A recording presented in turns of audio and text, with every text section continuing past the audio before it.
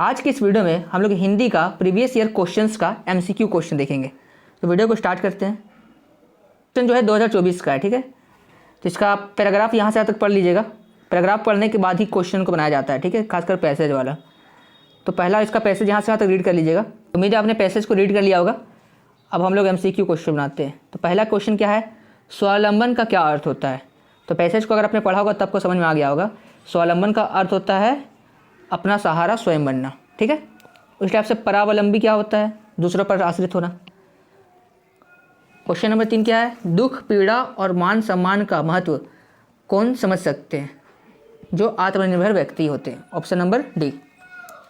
Question number 4, व्यक्तित्वहीन जीवन किनके समान होता है। तो ऑप्शन नंबर बी, पशु और कीड़े मकोड़ों के समान होता है, ठीक है। फिर उसी टाइप से यहाँ पर नीचे है, यहाँ से यहाँ तक पैसेज दिया हुआ है। इसको फिर से आप पढ़ेंगे पहले, उसके बाद ही एमसीक्यू बनाएंगे। तो आप पहले पढ़ लीजिए, ठीक है। वीडियो को पॉज करिए और पढ़ लीजिए, उसके बाद एमसीक्यू बनाते हैं। तो क्वेश्चन नंबर 5 क्या लिखा हुआ है, काव्यांश में माँ की उपाधि किससे दी गई है।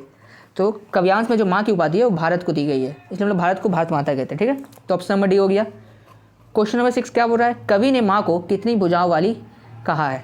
तो कवि में उनको 1 अरब से अधिक वाली कहा गया, इनका ऑप्शन नंबर बी होगा, ठीक है। क्वेश्चन नंबर 7 देखते हैं, भारत की संस्कृति कैसी है। तो यहाँ पर जो ऑप्शन नंबर ए है, साझी संस्कृति, यानी कि मिल बांट के चलने वाला संस्कृति। क्वेश्चन नंबर 8, सुदिनों में हम क्या करते हैं। तो इनमें से हम सभी करते हैं, हंसते हैं, सोते हैं और गाते हैं। सुदिनों मतलब अच्छे दिनों में।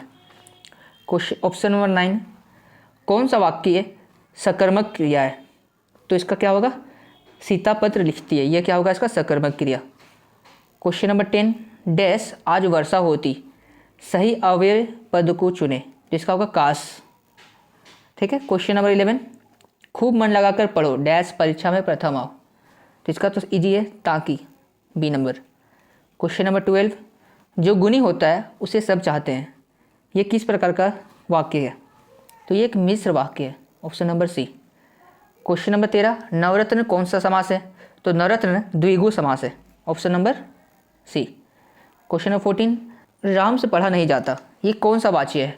तो एक भाववाच्य संख्या है, तो इसका ऑप्शन नंबर सी होगा, ठीक है। क्या लिख रहा है, निर्देश प्रस्तुत गद्यांश को ध्यानपूर्वक पढ़ें, उस दिए गए प्रश्न के सही विकल्प चुनें। इसमें इसको ध्यान से पढ़ना है, तो आप इसको पढ़ लीजिए वीडियो को रोककर, हम लोग इसका एमसीक्यू बनाते हैं। तो क्वेश्चन क्या है, प्रस्तुत गद्यांश किस पाठ से लिया गया है। तो ये लिया गया है नौबत खाने में इबादत से। लेकिन क्या बोल रहा है, प्रस्तुत गद्यांश के लेखक का क्या नाम है। तो यतेंद्र मिश्रा। क्वेश्चन 17 क्या बोल रहा है, काशी को किसकी पाठशाला कहा गया है। तो इसका ऑप्शन नंबर सी, परंपरा। क्वेश्चन नंबर 18, तो मैं काशी किस नाम से प्रतिष्ठित है। तो आनंद कानन, ठीक है। फिर से यहाँ कविता का एक दिया हुआ है, इस कविता को फिर से आपको पढ़ना होगा, उसके बाद ये एमसीक्यू बनाएंगे। तो वीडियो को रोक के पढ़ लीजिएगा, हम लोग डायरेक्ट आंसर की तरफ चलते हैं। तो क्या लिखा हुआ है, प्रस्तुत काव्यांश किस पाठ से लिया गया है। तो संगतकार। क्वेश्चन है, प्रस्तुत काव्यांश के कवि कौन है, मंगलेश डबसल। अगला क्वेश्चन है, मुख्य गायक की आवाज़ कैसी थी, चट्टान जैसी भारी। अगला क्वेश्चन है, इस संगतकार मुख्य गायक का कौन हो सकता है। तो इसका आंसर है इनमें से सभी, ठीक है। उस टाइप से क्वेश्चन नंबर 23, अकेले सफ़र का वक्त काटने के लिए नवाब साहब ने क्या खरीदा था। तो क्या खरीदा था, खीरा खरीदा था। अगला क्वेश्चन है, लेखिका और उनके पिता के बीच टकराव का क्या कारण था। तो विचारों की भिन्नता। अगला है, फादर बुल्के की चिंता हिंदी को किस रूप में देखने की थी। तो राष्ट्रीय भाषा के रूप में। अगला क्वेश्चन है, कन्यादान कविता में किसका दुख प्रासंगिक बताया गया है। तो माँ का दुख। फिर अगला क्वेश्चन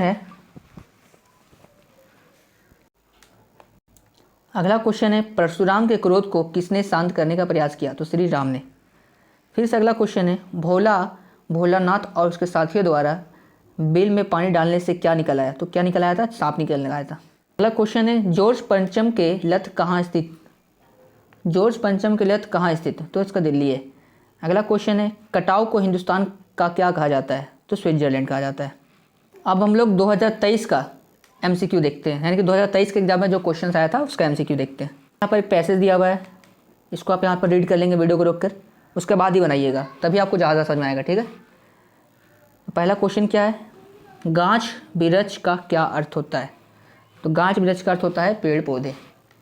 अगला क्वेश्चन है गाछ बिरछ के क्या नहीं होते हैं? तो क्या नहीं होते हैं? दांत नहीं होते हैं। गाछ बिरछ किसके द्वारा माटी से रसपान करते हैं? तो जड़ के द्वारा। ठीक है। पेड़ कब मर जाता है? पानी नहीं मिलने पर। ठीक है। उसके बाद यहाँ पर फिर से दिया हुआ है, इसको भी आप अच्छे से पढ़ेंगे, उसके बाद MCQ बनाएंगे। इसको आप पढ़ लीजिए, यहाँ से यहाँ तक भी पढ़ लीजिएगा, उसके बाद करेंगे हम लोग। धनुष से छूटा बाण क्या करता है? तो लक्ष्य भेदता है। लक्ष्य के पथिक कंटकों को क्या मानते हैं? तो फूल मानते हैं। बाल रवि की किरणें कैसी होती है? स्वर्ण होती है।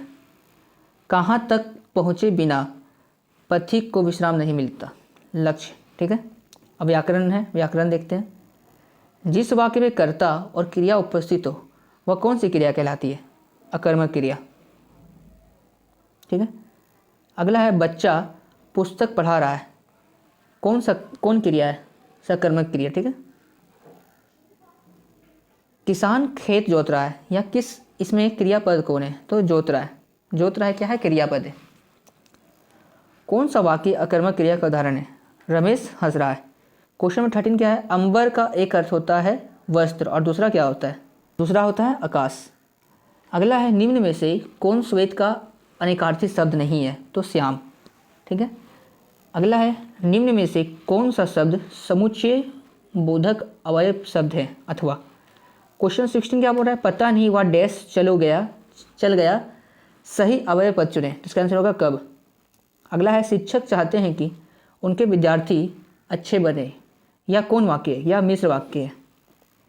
अगला है प्रतिदिन कौन समास है? तो अव्यय भाव समास है। अगला है निम्न में से बहुव्रीहि समास कौन है? तो लंबोदर।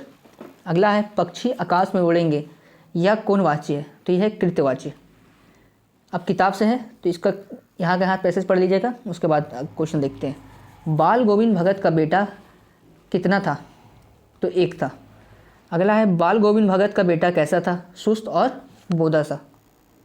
उसका फिर एक छोटा सा पैसेज दिया हुआ है, इसको देखना है, उसके बाद क्वेश्चन बनाना है। फादर बुल्की की मृत्यु किस रोग से हुई? तो इसका आंसर क्या है? जहरबाद। अगला क्वेश्चन है विधान का क्या अर्थ होता है? तो विधान का अर्थ होता है नियम। उसके बाद इस पैसेज को यहाँ से तक पढ़ लीजिएगा जो कविता से लिया गया है। ठीक है। अब उसका आंसर क्वेश्चन देखते हैं। गोपियों की दशा किस पक्षी की तरह हो गई थी? तो हारिल। हारिल क्या एक पक्षी है। यह नंदन किसे कहा गया है? तो कृष्ण को कहा गया है। उसके बाद फिर एक कविता का छोटा सा अंश दिया हुआ है, अब इसका क्वेश्चन देखते हैं। यह पाठ्यांश किस कविता का अंश है? तो उत्साह। अगला क्वेश्चन है कवि बादल को क्या घेरने को कह रहे हैं? पूरा आकाश। अगला क्वेश्चन है कैप्टन कौन था? चश्मा बेचने वाला। लेखक ने खीरा खाने से क्यों इनकार कर दिया? आत्मसम्मान की रक्षा के लिए।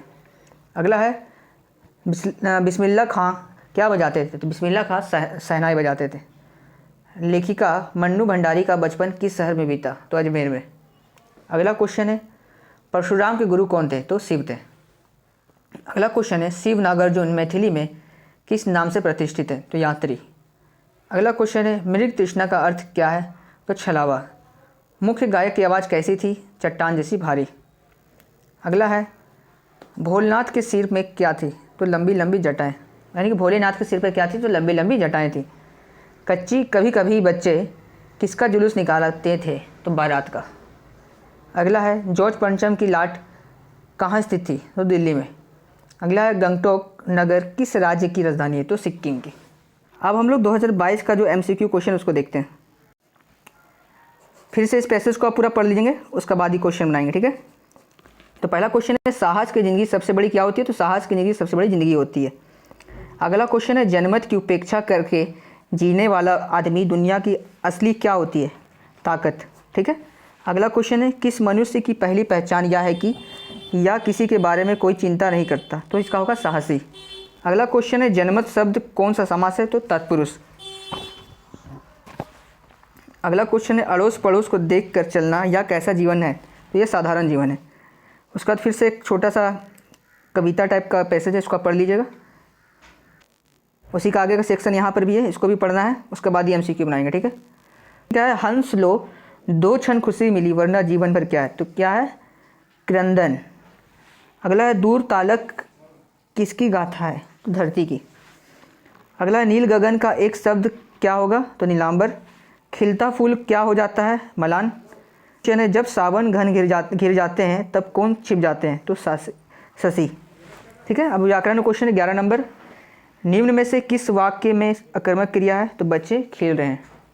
अगला क्वेश्चन है निम्न में से कौन सा वाक्य सकर्मक क्रिया का उदाहरण है? तो वह रोटी खा रहा है।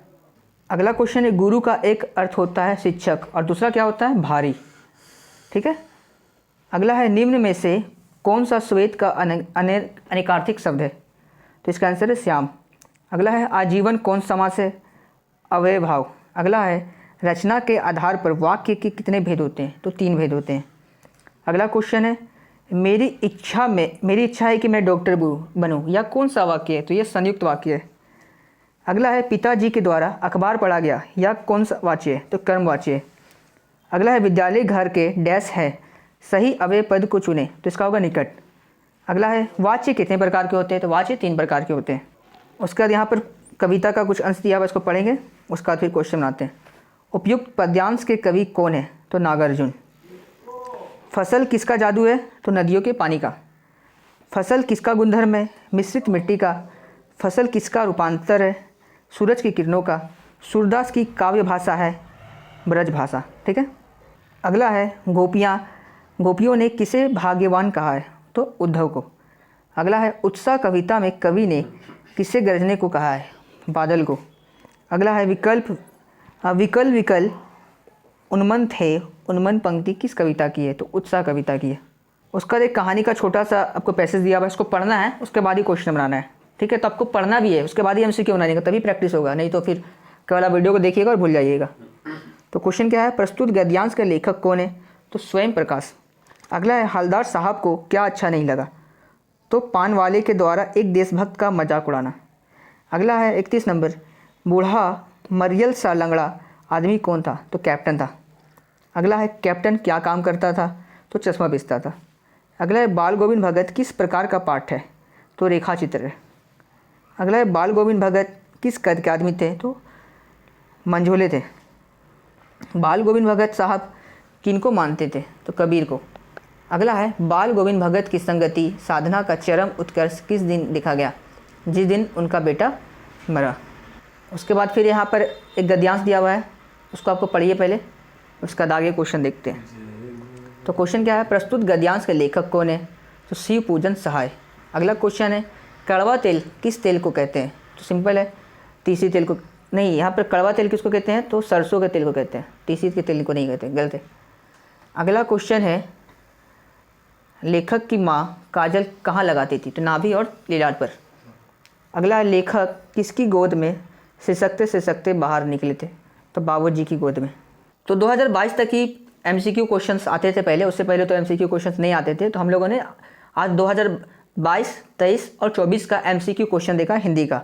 इसको आप याद कर लीजिए। इस वीडियो को बनाने का मकसद था कि आपका रिवीजन हो, प्रैक्टिस हो। अगर आपको प्रीवियस ईयर क्वेश्चन आपने नहीं देखा था तो उसको आप देख सके।